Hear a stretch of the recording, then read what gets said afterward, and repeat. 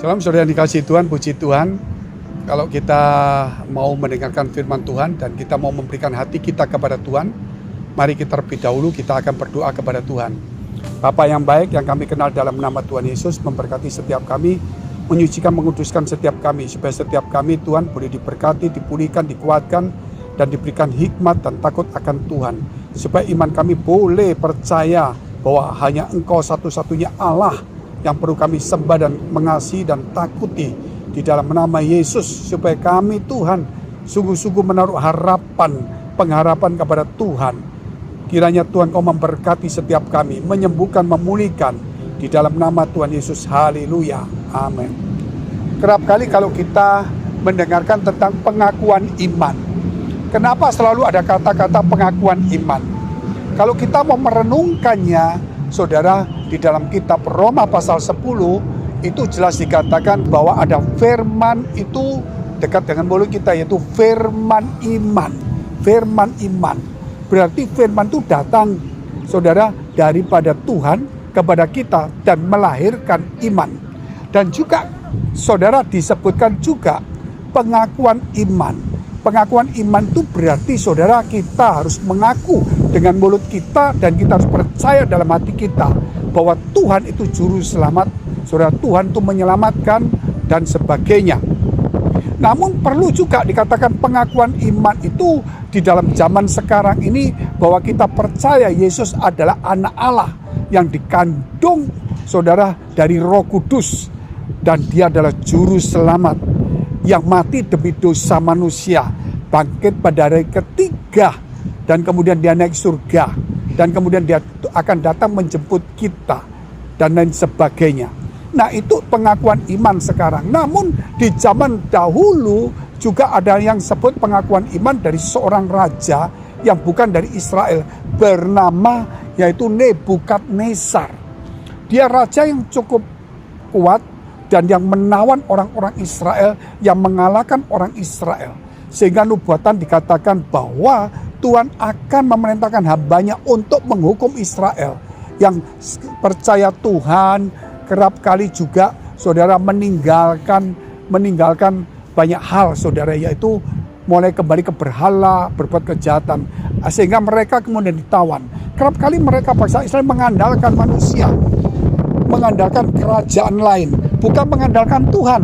Dan mereka, saudara, Hizkia menunjukkan tentang bait Allah, tentang emas-emas yang dipunyai. Ya, itulah sok pamer imannya. Bukan pengakuan iman menunjukkan bahwa Tuhan yang menolong dia. Suatu hari mereka dirampas dan mereka ditawan dan dibawa kepada Babel.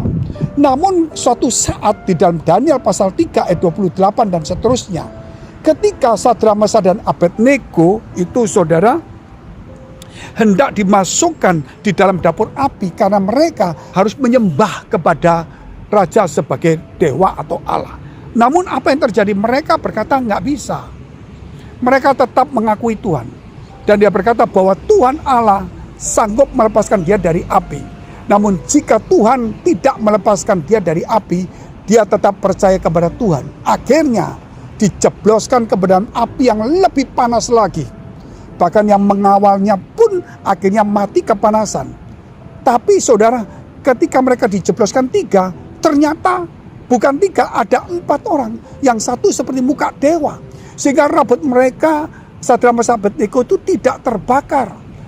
Yang terbakar hanya tali-talinya saja. Baju semuanya nggak terbakar. Akhirnya raja melihat itu, kemudian mereka keluar. Dan apa yang dikatakan oleh raja? Ayat 28, berkatalah Nebukadnezar, terpujilah Allahnya Sadrak, Mesak dan Abednego.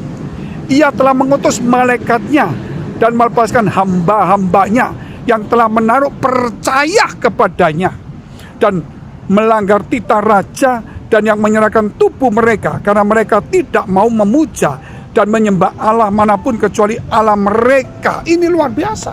Terpujilah sampai orang ini berani melawan titah raja, sampai berani berkorban. Bahkan dikatakan, sebab itu aku Nebukadnezar mengeluarkan perintah bahwa setiap orang dari bangsa, suku, bangsa atau bahasa manapun, ia yang mengucapkan penghinaan terhadap Allahnya, Sadrak, Mesak dan Abednego, akan dipenggal-penggal dan rumahnya akan dirobohkan menjadi timbunan puing, karena tidak ada Allah lain yang dapat melepaskan secara demikian. Bahkan Sadrak Abednego itu dikasih kedudukan tinggi, saudara. Ini kalau kita mau melihat hal ini, berarti iman itu, saudara, bukan hanya bicara mukjizat. Iman itu percaya kepada Tuhan. Iman itu yakin Tuhan menolong. Iman itu tidak membuat orang itu akhirnya menyembah berhala, apapun ancamannya. Namun saudara, iman itu walaupun titanya itu keras, dia tidak takut, saudara, walaupun dia harus mati demi imannya.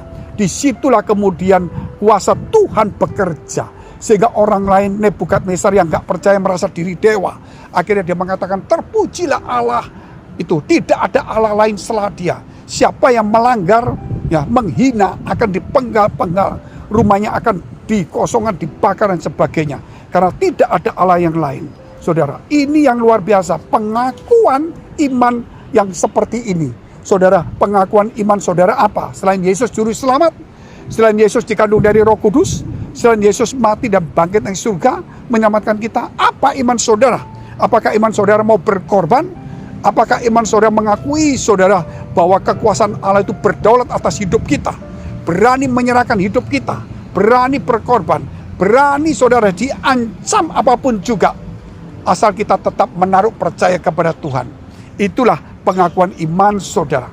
Sebab itu di zaman dahulu ada begitu banyak, bahkan Nebukadnezar pernah, karena dia menjadi sombong, akhirnya Tuhan menghalau dia jadi dari manusia menjadi seperti lembu, sehingga dia selama sekian tahun hanya di istana makan rumput, sampai kemudian Allah memberikan akal budi sehingga Nebukadnezar disadarkan, kemudian dia berkata, terpujilah Tuhan Allah itu. Sebab apa, saudara?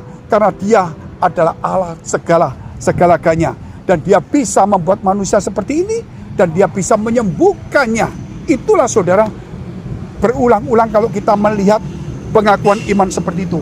Bahkan kalau kita melihat Naaman juga, ketika dia disembuhkan melalui dirinya itu menenggelamkan dirinya ke sungai Yordan 7 kali, Naaman dipulihkan.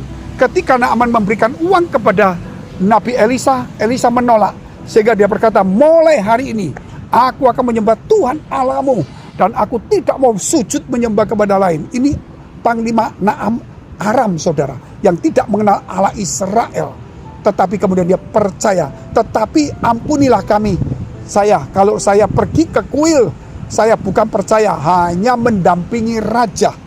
Sehingga kalau saya sujud pun bukan sujud menyembah kuil itu, hanya menghormati raja itu.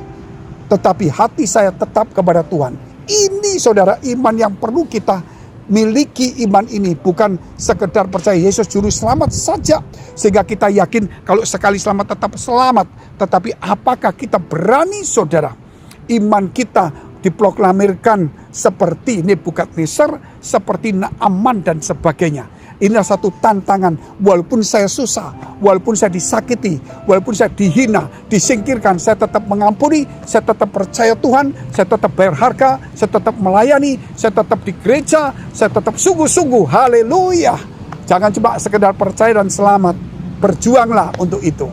Mari kita tunduk kepala, kita berdoa. Jikalau saudara dalam punya pergumulan, dekapkan kedua tanganmu di dadamu. Jikalau engkau sakit, tumpangkan tanganmu bagian sakit. Di dalam nama Yesus jadilah sembuh. Jadilah pulih, jadilah kuat, biar imanmu tumbuh, sehingga imanmu mempunyai pengakuan iman, sehingga ada firman iman dalam mulutmu, dalam hatimu, sehingga bukan hanya percaya sekali selamat tetap selamat, tetapi percayamu berubah menjadi percaya berani berbakti, berani menyembah, berani berkorban, berani melakukan segala perintah Tuhan. Di dalam nama Yesus, haleluya, amin. Jika saudara masih membutuhkan pelayanan doa dan konseling, silakan hubungi nomor tertera. Tuhan Yesus memberkati.